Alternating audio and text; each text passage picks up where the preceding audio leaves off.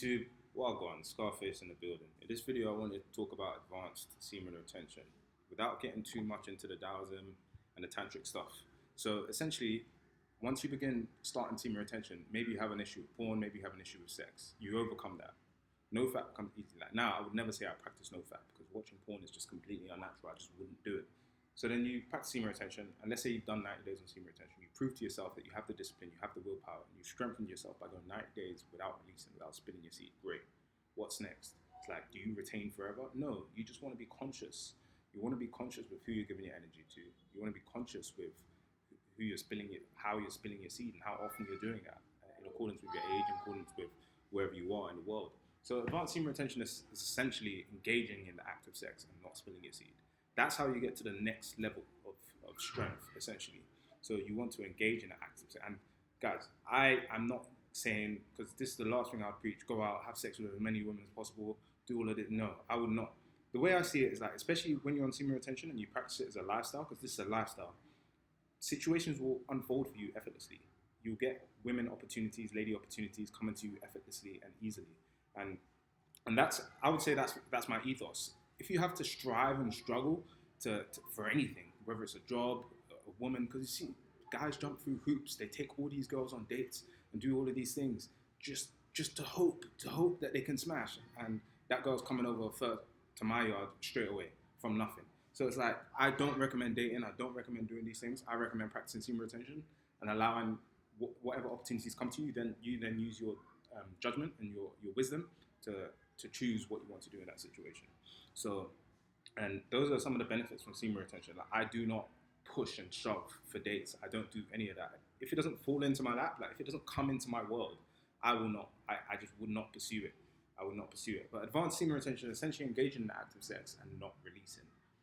And you build even greater strength that way, guys. Because if we're just talking about not watching porn, easy peasy. If we're just talking about retaining our seed, once you've conquered like your lust and you've conquered the wet dreams and stuff, that becomes easy. Like I don't get wet dreams anymore. Like they can't even attack me in the dream state. So it becomes, semen retention becomes easy. It's like, yeah, okay, what's next? So now it's kind of like, let's say you quit alcohol, but then have an alcohol. You said you quit alcohol, but what you did is that you just don't buy alcohol anymore. But let's say you said you quit alcohol. How about you buy a bottle of the finest whiskey and put it on your table? Now you're really testing yourself. I don't drink alcohol, guys, but I've got wine in the fridge, mostly for my guests, to be fair. But I've got wine in the fridge, but there's no desire or urge in me to go and open the fridge. So semen retention, and why I call it advanced, is because you're still retaining your seed, but you're engaging in an act of sex. And you just feel stronger, guys. I cannot explain it, but you just feel stronger each time you have sex and don't release. You have sex, you don't release. They finish. Let them finish. Or if you feel like you can't go on, and they haven't finished, pull out. Say, not today. Whatever it is, like. But yeah, so this is one from the Taoist books that I read. I've read so many of those Taoist books. I don't even read them anymore. I don't read. I tend to not even read so much anymore.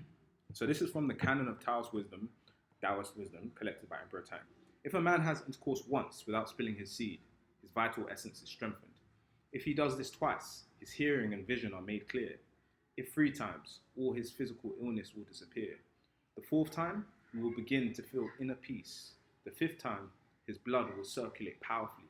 The 6th time, his genitals will gain new prowess. By the 7th, his thighs and buttocks will become firm. The 8th time, his entire body will radiate good health.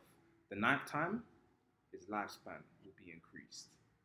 Of course, guys, that is just, who knows, it could be an anecdote, but if you want to use it as a metaphor, if you want to believe in it, it's not a bad thing to believe in it, but I would just say just try it. Because we're so used to, when we're having intercourse, that the end of sex is when the man finishes. That's just completely untrue. And a lot of the time, guys, I'll talk about this in different videos, but women want you to release. Their goal when you're having sex is to drain this man, because it's their way of conquering you. Like, you have to understand, guys, when you're having sex with somebody, it's essentially a battle.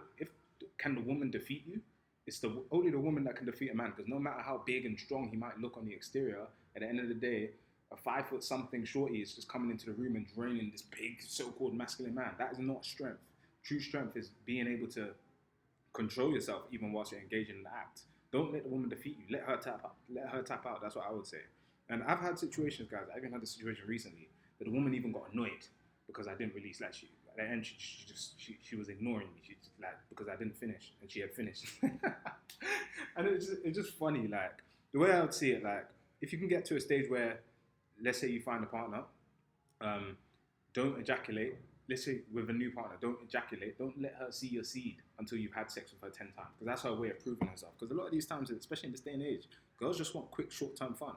So unless she's made it to 10 copulations, I know somebody did that in Taoism as well. So he ejaculated once every 10 copulations. There was another guy that ejaculated once every 100 copulations. I don't know how he was keeping count of that. I think starting with 3, especially for a beginner, or every other, because when I used to have sex, when I had like girlfriends in the past, it was every single time we had intercourse, I would release. That was the end. I don't care if they finished or not. I didn't care. The goal of it was, that's just how it was before. But now it's all comes down to energy. And guys, we're in a time where people are looking for energy, especially approaching the end of the year. People are really thinking, oh, wow, it's the end of the year. What have I accomplished? People are asking that to themselves. So you want your energy to be as high as possible. And if you drain your seed, like, I shouldn't even be discussing this, but like, if you drain your seed, guys, your energy is going to be sucked away, and you're giving your energy away. So, yeah, that's the message, man. Advanced semen retention. Don't be afraid to not have sex, because I feel like people on semen retention, it's like, oh no, no women, I'm on semen retention. Well, you said you can't have women on semen retention. Like, that's cap.